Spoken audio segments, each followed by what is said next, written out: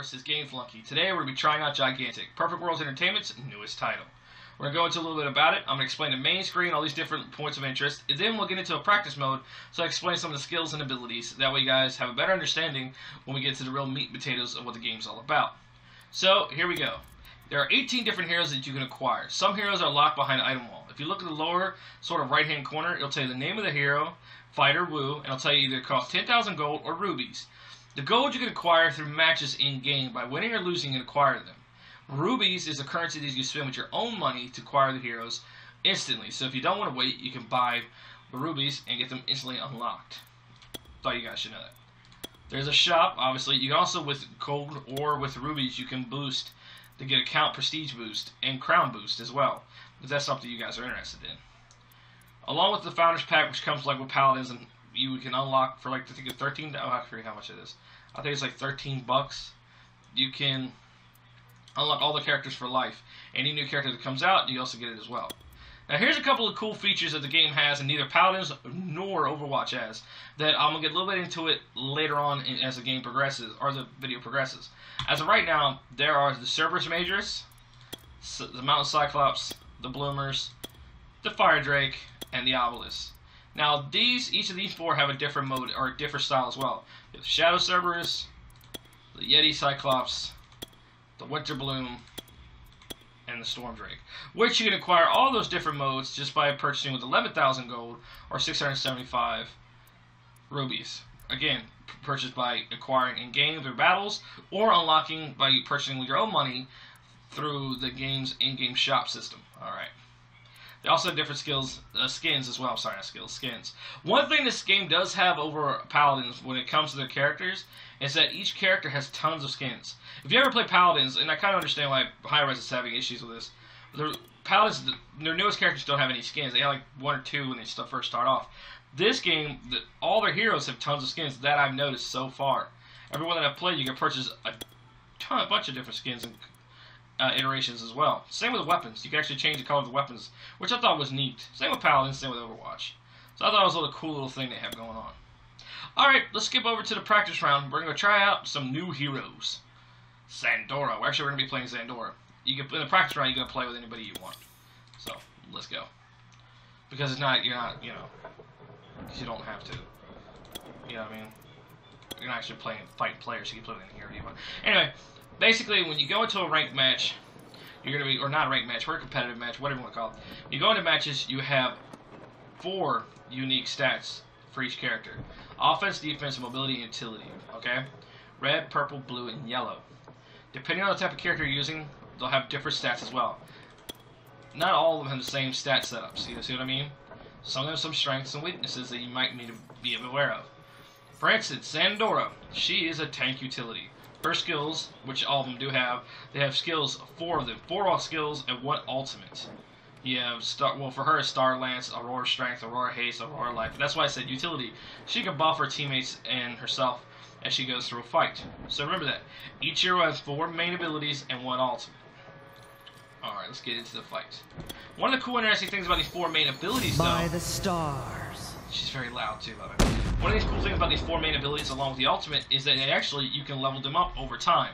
You have 10 levels you can acquire while fighting, kind of like League of Legends. Alright, you acquire points by leveling up. You can put these points into your abilities as you progress. You can put them there, there, there, and there. It doesn't matter. As long as you have the points, you can do it. What really sets it apart, though, is it actually takes cues from Battleborn.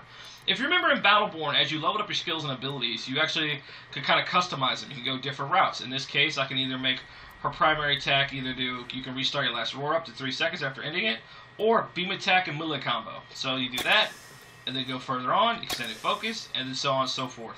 And each of these abilities has the right to do that. So it allows the player to make their own custom build as they're playing. So you're not stuck to the same meta of using the same abilities and same skills as you progress through the game. Now, one of the cool features, too, as well, is that as you're fighting for territory, which we'll explain why in a minute, you actually summon one of those creatures I was talking about before.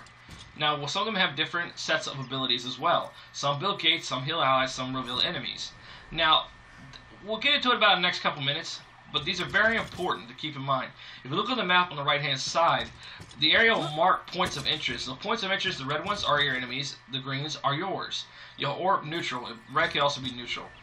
Grabbing nodes and points can help further push the battle in your favor. Vice versa, if you lose the nodes or points, it actually turns against you and can put you in a very bad spot. So the match we're going to be playing on for this Let's Play is the Ghost Reef, one of many Gigantic's maps. Now you can't play one of the 18 heroes, but if you don't have them unlocked with gold or rubies, you can only play the preset ones that are unlocked for you. Also, if you have skins unlocked, you can change it right here in the menu as well before the match starts. As you notice, the orange boxes are what my allies have picked, while the ones that are either dark, which is the ones I don't have locked, or blue is the ones I can acquire. So, the main focus of Gigantic is to help one of two Guardians hold victory over the map. That is Larien The Gryphon and Grenn The Naga. Now, you can't help what Guardian you're going to get. The game kind of rolls for you on that. What you got to do is help your Guardian survive by capturing the nodes and points that I mentioned before. The giant bird chicken thing is Larien, the Guardian of Auroran, while this guy, Grenn, is the Naga, the snake.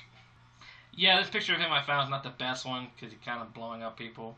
He's a bad guy. What do you expect him to do? Giant snake man thing. So for this playthrough, we'll be backing up Larien The Gryphon.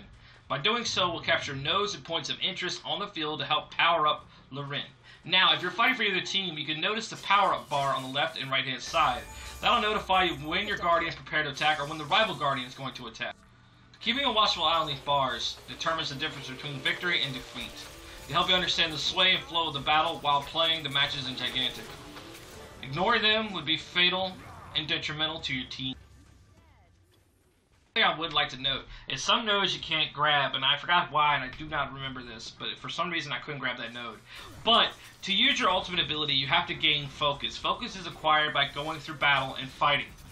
If you have enough focus and you don't want to use it on your ultimate attack, you can turn that focus in on the monsters that you summon on the nodes and help them level up and evolve into stronger monsters. Now if you notice, Larien's power bar is completely maxed out. What then will happen next is you'll have to attack the crystal on Grenn's eye. Once that is destroyed, it wounds Grenn. You can wound Grenn 2 more times, and then that'll open up the clash. And what happens when the clash is the battlefield is completely destroyed and turned upside down. Kind of like a nuke in Modern Warfare 3, instead of it killing you, it just terraforms the planet. Kind of what happens here. It's one last final clash, the bout, for the team, whoever's losing, to put up one final fight.